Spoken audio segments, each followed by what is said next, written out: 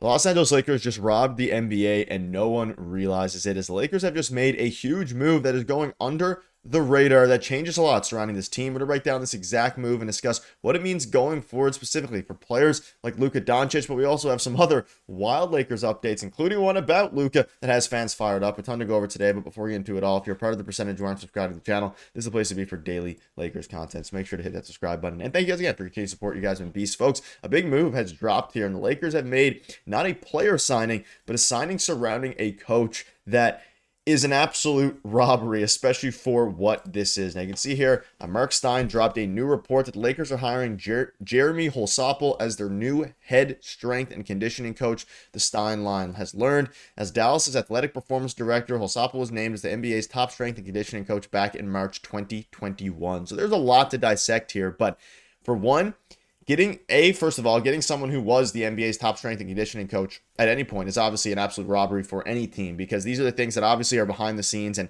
don't go as noticed. But this is a huge development. And obviously, Dallas, Luka Doncic, I would assume that Luka had some sort of say in recruiting Jeremy Holsopple. But even if they didn't, even if Luka wasn't on the team and that didn't have that influence, he would still probably be the number one target for the Lakers here, because of the fact that he was voted a few years ago the NBA's top strength and conditioning coach. And you start to look at, and we'll dive into it, what the team has looked like this offseason. You have Jared Vanderbilt putting in tons of work, getting in the best shape of his life. Even Maxi Kleber doing windmill dunks. You have, obviously the most potent one is Luka Doncic losing 31 plus pounds.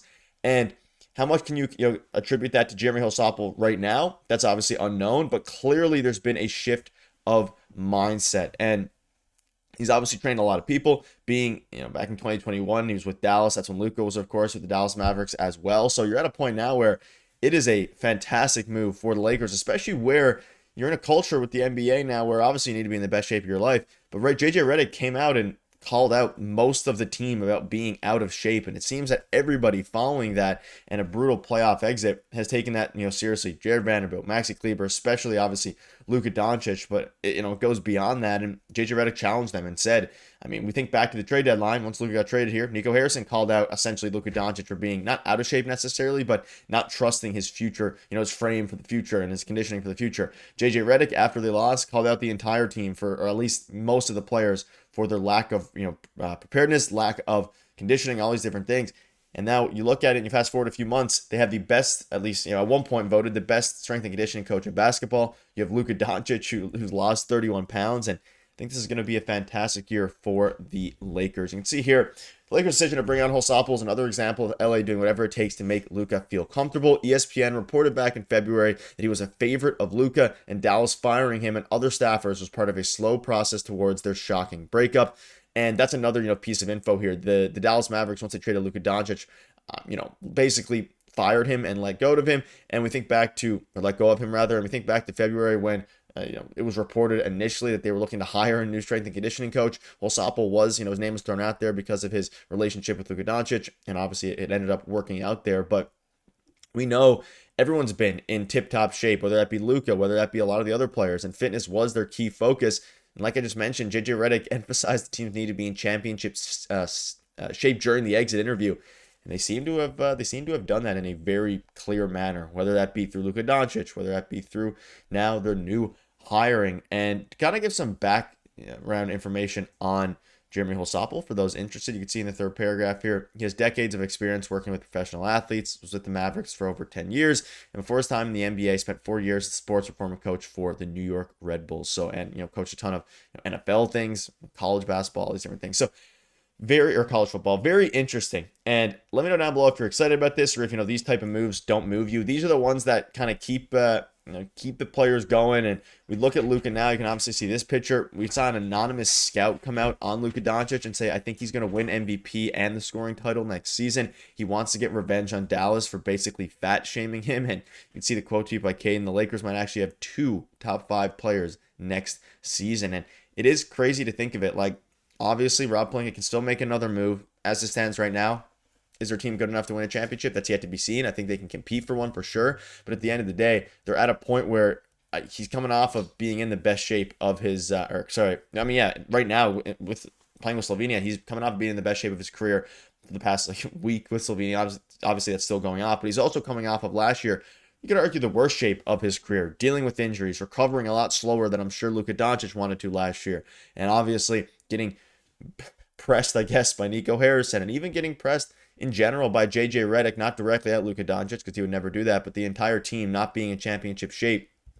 And to be able now to be in great shape, potentially have 2 top 5 players next season, obviously depending on what happens with LeBron, how good he does. We obviously know LeBron, conditioning is an effort issue for him, right? And obviously JJ Redick was not talking about LeBron James. But you look at the stats, when he was quicker in his rookie seasons when he was younger, they were still, great, but they were better during his, past couple years. If you combine both, have the best of both worlds, and have Luka in the best shape of his career, and while also still having a lot of the strength that he obviously won't lose and that he developed over the past handful of seasons, pair that with the best strength and conditioning coach in all of basketball, it's going to be a very, very scary sight for the opposition. So let me know down below what your thoughts are on that. And one other thing here before I wrap up, some more information surrounding kind of the breakup between the Mavericks and Luka and how it influenced their next move here with Jeremy Holsopple. If Doncic wasn't going to change his ways, the Mavericks figured they would prod him by making changes around him. And in August 2023, the team fired former director of player health and performance Casey Smith, who has since been hired by Jalen Brunson. And after last season, the Mavs fired strength coach Jeremy Holsopple and manual therapist Casey Spangler. All three had been with the team since before Doncic was drafted and had strong relationships with him. They get rid of everybody I like, Doncic griped in recent months, one source said. So you can see here, this is basically, it was a culmination. Obviously an interesting move by the Mavericks, and now the Lakers are taking advantage, and pretty exciting. I mean, I like it, and at the very least, it obviously provides some goodwill with Luka Doncic. He's on a 3-year deal, just recently signed with the player option in the third, I believe it is. So you're in a very good shape. You're in very good shape, and let me know down below if you're excited to see, obviously, the new strength and conditioning coach. Now, a few other things to go over.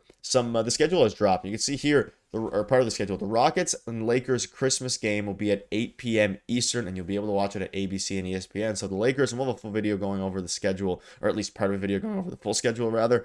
They do play on Christmas Day against the Rockets, and I was kind of hoping for, obviously it probably wouldn't happen, but Lakers Mavericks Christmas Day game. I feel like that would be awesome. But it's going to be Lakers and Rockets, 2 Western Conference rivals. The Rockets obviously very good. They'll probably be competing alongside the Lakers to obviously finish first in the Western Conference and win the Western Conference. But we're going to see. That's obviously going to be a very interesting matchup. They now have Kevin Durant. They have a ton of different players.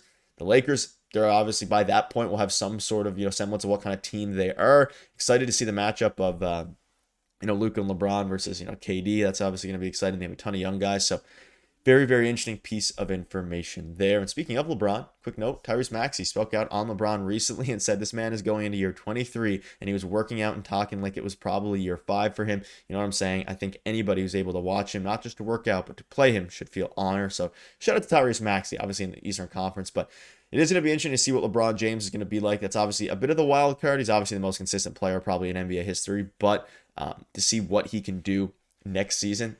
Will the Lakers have 2 top 5 players? A lot of that will depend on LeBron and, of course, Luka.